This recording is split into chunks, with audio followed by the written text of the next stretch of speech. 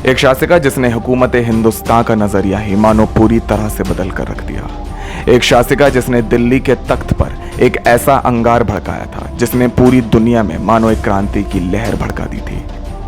एक शासिका जिसकी आंखों के तेज से मानो हर शहजादे के कदम मैदानी जंग में डगमगा जाया करते थे। ये कहानी है रजिया सुल्तान की। जय जिनेंद्र आप सभी को दोस्तों, मैं हूं आपके साथ मिहिर जान और आज मेरे साथ है उमर अंसारी। दोस्तों आज हम लोग हैं हिंदुस्तान के धड़कते दिल्ली के अंदर, और आज दिल्ली की धड़कनों के भीतर हम हैं दिल्ली में, पुरानी दिल्ली के अंदर, जिसका दूसरा नाम शाहजहानाबाद भी है, क्योंकि इस दिल्ली को शाहजहां नाम के हमारे मुगल शासक ने बसाया था। दोस्तों आज हम लोग पुरानी दिल्ली के अंदर तशरीफ ला चुके हैं तुर्कमान गेट। तुर्कमान गेट एक ऐसी जगह है पुरानी दिल्ली के अंदर जो एक दफा 70 के दशक में मशहूर हुई थी ब्यूटिफिकेशन प्रोजेक्ट के खातिर, जिस समय कांग्रेस पार्टी ने यहाँ पे डीमोलिशिंग प्रोजेक्ट शुरू किया था। 70 के दशक में एक मर्तबा तुर्कमान गेट चर्चों में पूरी दिल्ली साथ ही पूरे हिंदुस्तान के भीतर जगह था। और आज हम ये देखेंगे तुर्कमान गेट ऐसे कौन से राज अपने भीतर छिपाए बैठे हैं जिससे पूरा हिंदुस्तान, हुकूमत हिंदुस्तान शायद वंचित है। दोस्तों आज हम लोग देखेंगे दिल्ली की एक ऐसी शासिका की कब्र जो पूरे हिंदुस्तान के खातिर एक फख्र की बात है, जो विमेन एम्पावरमेंट, महिला सशक्तिकरण का एक बहुत बड़ा नाम है। मैं बात कर रहा हूं रजिया सुल्तान के बारे में।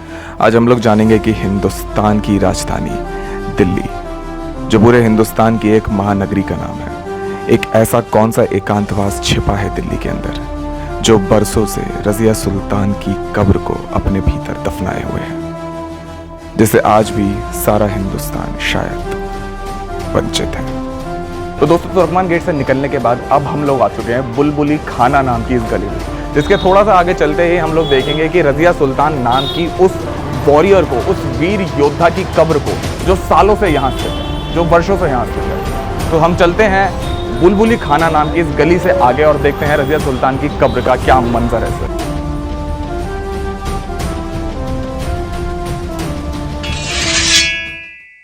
दोस्तों अब हम लोग आ चुके हैं उस शासिका की कब्र के पास जिसने एक ज़माने में दिल्ली सल्तनत का इतिहास बदल कर रख दिया था। दोस्तों जब भी हम रजिया सुल्तान का नाम लेंगे तो हमें कुतुबुद्दीन ऐबक और अल्तमिश का नाम याद रखना ज़रूरी है। कुतुबुद्दीन ऐबक वही शख्स है जिसने 1199 के सदी में, 1199 से पूर्व कुतुब मीनार की नींव महरौली दिल्ली के अंदर रखी थी, और अल्तमिश वो शख्स है जो कुतुबुद्दीन ऐबक का एक समय पर गुलाम हुआ करता था।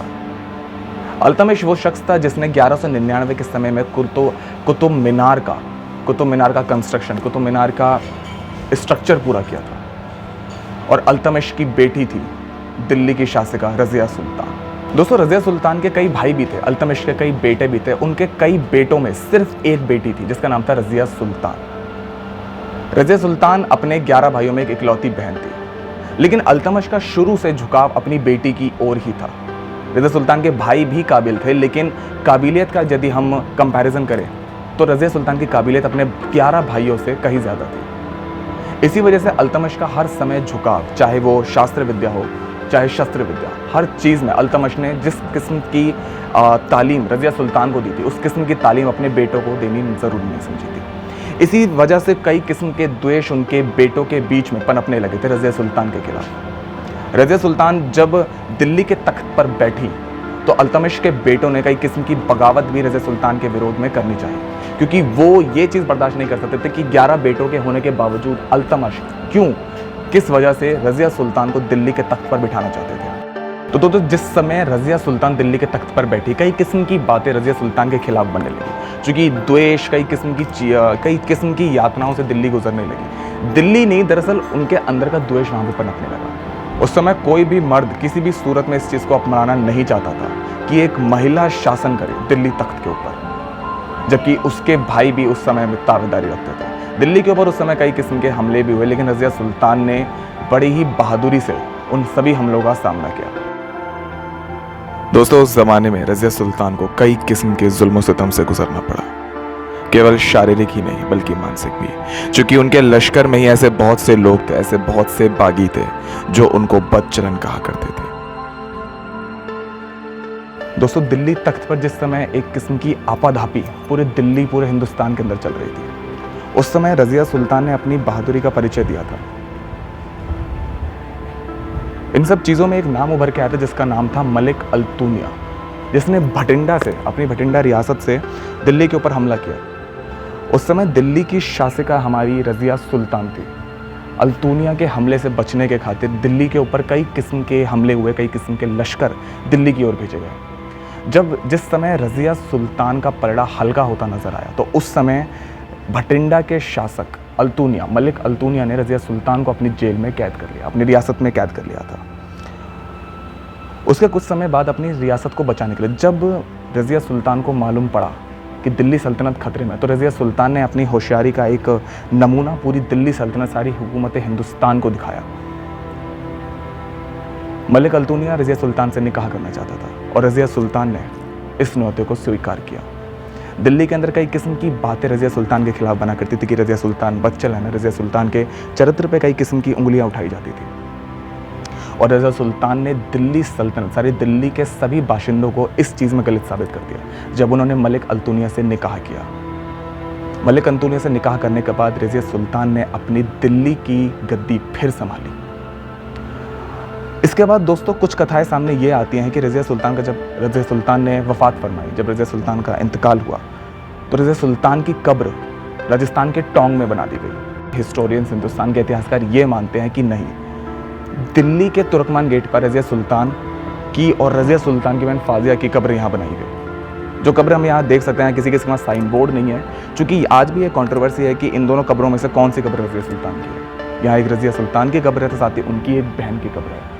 और कुछ हिस्टोरियंस ये मानते हैं कि रज़िया सुल्तान की असल कब्र जो है वो राजस्थान के टोंक में स्थित है।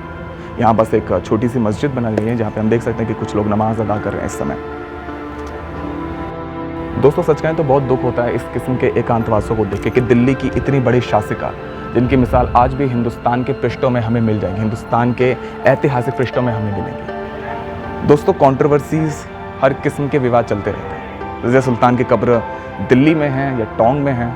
कई लोगों का दावा है कि कब्र, असल उनकी कब्र टोंक के अंदर है। तो कई ऑफिशियल हिस्ट्री हमारी ये कहती है कि उनकी असल कब्र दिल्ली के तुर्कमान गेट जो आज हमारे सामने है। दोस्तों वास्तव में देखा जाए तो असल इतिहास के पृष्ठों पर नहीं, बल्कि हम सभी हिंदुस्तानियों के दिलों पर दर्ज होना चाहिए। रज़िया सुल्तान को जैसे हमने अपने इतिहास में जिंदा रखा है, वैसे ही अब बारी है कि रज़िया सुल्तान जैसी एक महिला सशक्तिकरण के एक बेहतरीन मिसाल को हम अपने दिलों में भी जिंदा रखें। इसी के साथ दोस्तों हम विदा लेते हैं और हम आप सभी से उम्मीद करते हैं कि आप ऐसे ही हम सभी का हौसला अफजाई करते रहेंगे। मेरा नाम है मिहिर और आपने सुनी मेरी आवाज में रज़िया सुल्तान की एक कथा।